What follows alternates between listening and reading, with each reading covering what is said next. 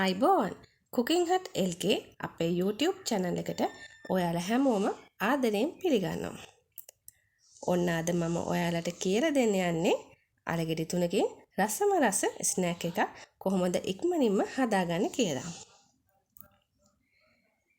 මුලින්ම තඹගත් අලගෙඩි තුනක් හොඳට ග්‍රේට් කරගන්න.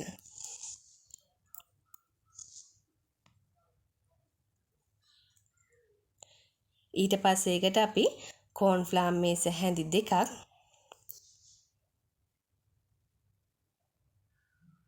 බිත්තරයක් කුඩාවට කපාගත් ලුණු සුදු ලුණු කරපිංච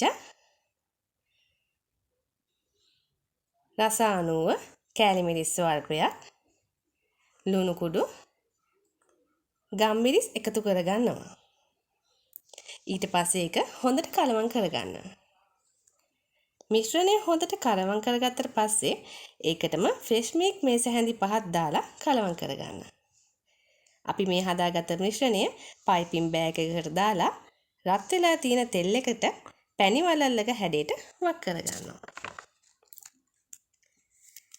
ඊට පස්සේ ඒක රන්වන් පාට වෙනකම් බැඳගෙන ඔයාලට මේක උණුවෙම රස බලන්න පුළුවන්.